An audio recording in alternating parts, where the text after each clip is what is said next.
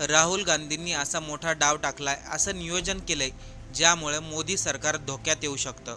आपल्याला सर्वांना माहितीच आहे, गेल्या काही महिन्यापासून राहुल गांधी एक शब्द वारंवार बोलतायत, ते म्हणजे मोदी सरकार येत्या 1 वर्षभरामध्ये कोसळणार आहे. पण राहुल गांधी एवढं ठामपणे कसं काय बोलू शकतात? नेमकं असं काय झालंय?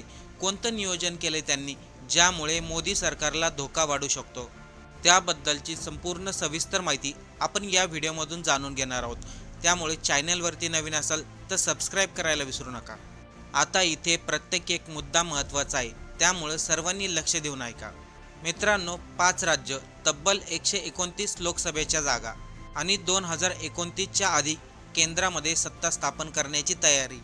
गेल्या काही दिवसांमधील राजकीय घडामोडी, कॉक्रोच जनता पार्टीची सरकारवरती असलेली नाराजी आणि राहुल गांधी यांच्या वक्तव्यामुळे हा प्रश्न निर्माण झाला आहे. राहुल गांधींनी फक्त एक वक्तव्य केलं होतं, मोदी सरकार 1 वर्षभरामध्ये कोसळणार. यानंतर भाजप कार्यकर्त्यांनी राहुल गांधींवरती चांगलीच टीका केली. केंद्र सरकार एकदम स्थिर आहे, एनडीए मजबूत आहे. राहुल गांधी मात्र वास्तव्यापासून दूर राहत आहेत.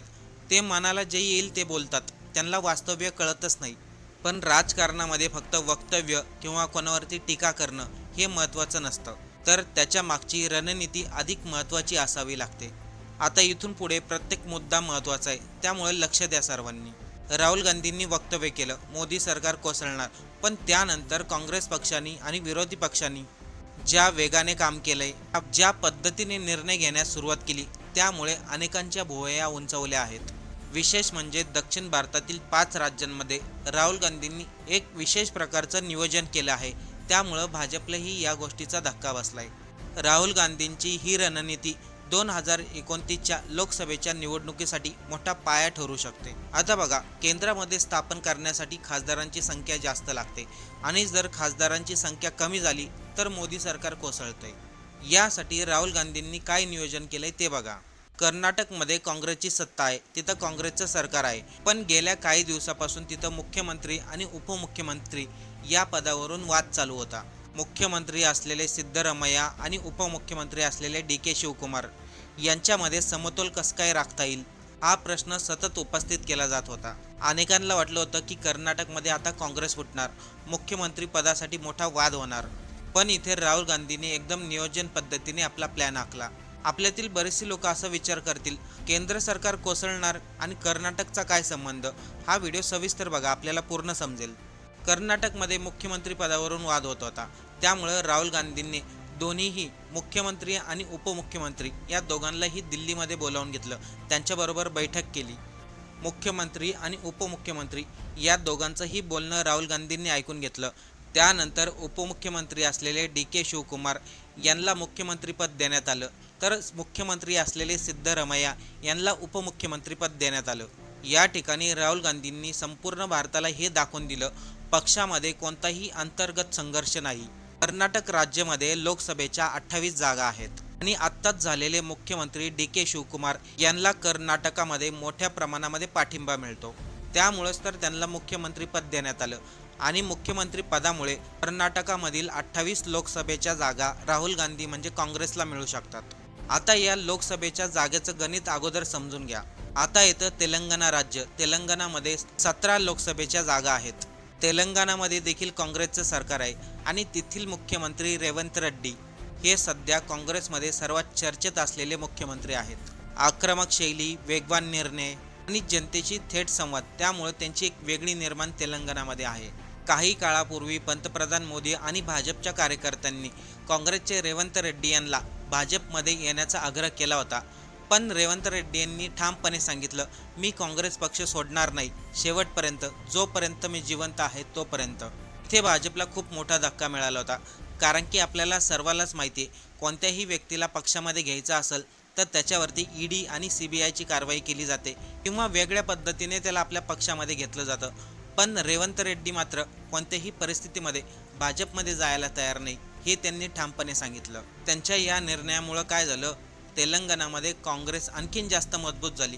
लोकांना देखील रेवंत रेड्डी यांच्यावरती विश्वास बसला.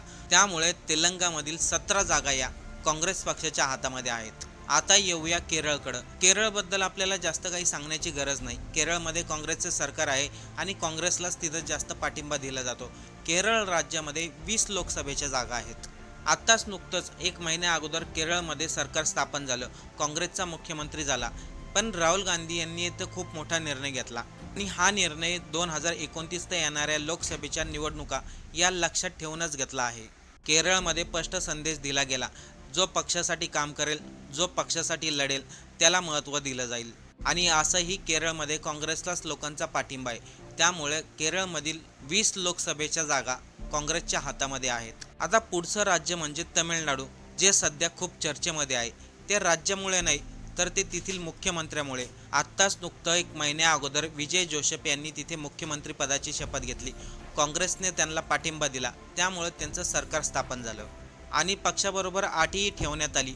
2029च्या लोकसभेला दोन्ही पक्षाची युती होणार आहे. एकतर तमिळनाडूमध्ये भाजपला कुठेही जागा मिळाली नाही आणि विशेषतः तमिळनाडूमधील लोक भाजपच्या विचारसरणीच्या विरोधामध्ये आहे, कारण की त्यांना धर्माचं जातीचं राजकारण आवडत नाही. तमिळनाडूमध्ये 39 लोकसभेच्या जागा आहेत आणि जर मुख्यमंत्री विजय आणि राहुल गांधी यांनी 2029च्या लोकसभेच्या जागा एकत्रित लढवल्या तर त्यांना खूप मोठा तिथे फायदा होईल. याशिवाय तमिळनाडूमध्ये एक घटना घडली. तब्बल 60 वर्षानंतर काँग्रेसला मंत्रिपद देण्यात आले. विजय यांच्या मंत्रिमंडळामध्ये 2 काँग्रेसचे मंत्री आहेत. त्यामुळे काँग्रेस पक्ष आणखीनच जास्त तिथे मजबूत होईल. आता येऊया आंध्र प्रदेशकडे. आंध्र प्रदेशमध्ये 25 लोकसभेच्या जागा आहेत. अलीकडे काँग्रेसने तिथे एक महत्त्वाचं पाऊल उचललंय. आंध्र प्रदेशमध्ये काँग्रेस पक्षाच्या प्रदेश अध्यक्षांना राज्यसभेवरती पाठवण्याची तयारी सुरू आहे. विशेष म्हणजे त्या नेत्या जगनमोहन रेड्डी यांची बहीण आहेत. इथे काँग्रेसची रणनीती स्पष्ट आहे. आता जर सर्व राज्यांना एकत्रित केलं, कर्नाटकच्या 28 जागा, तेलंगणाच्या 17 जागा, केरळच्या 20 जागा, तमिळनाडूच्या 39 जागा आणि आंध्र प्रदेशच्या 25 जागा, अशा टोटल 129 जागा होतात. या 129 जागा केवळ फक्त आकडा नाही, या त्या जागा आहेत जिथे सध्या काँग्रेसकडे सत्ता आहे. संघटन किंवा राजकीय संधी उपलब्ध करण्याची मोठी संधी आहे. या उलट दक्षिण भारतामध्ये भाजपला खूप मोठ्या अडचणींचा सामना करावा लागतो. दक्षिण भारतामध्ये भाजपला फारसं कोणी महत्त्व देत नाही, त्यांच्या जागाही निवडून येत नाहीत. त्यामुळं आत्तापासूनच राहुल गांधींनी रणनीती आखली आहे. 2029च्या लोकसभा निवडणुका लढायच्या असतील तर त्यासाठी आत्तापासूनच तयारी दाखवणं गरजेचं आहे. 2024ला ज्या लोकसभेच्या निवडणुका झाल्या होत्या त्यामध्ये काँग्रेसला अपेक्षेपेक्षा चांगली मतं मिळाली. काही राज्यांमध्ये सत्ता स्थापन होता होता राहून गेली. त्यामुळेच तर राहुल गांधी म्हणाले होते, येत्या 1-1.5 वर्षामध्ये मोदी सरकार कोसळू शकतं. त्या पाठीमागे नक्कीच काहीतरी राजकीय गणित असणार. आत्ताच्या जागाही काँग्रेस पक्षाकडे जागा आहे आणि या 129 जागा, या दोन्हीचं गणित मिळवलं तर सहजपणे काँग्रेसचं सरकार स्थापन होत आहे. एकीकडे फक्त एकटा चेहरा आहे तर दुसरीकडे भाजपकडे मोठे मोठे चेहरे आहेत, पैसा आहे, पॉवर आहे. तरी देखील त्यांना एकट्या राहुल गांधींची धास्ती वाटत आहे. कालपर्यंत जी लोक त्यांना पप्पू म्हणत होती तीच लोक आज त्यांना जननायक म्हणत आहे. राहुल गांधींचं वक्तव्य किती खरं ठरतंय हे 2029च्या लोकसभेच्या निवडणुकीमध्ये स्पष्ट होईल.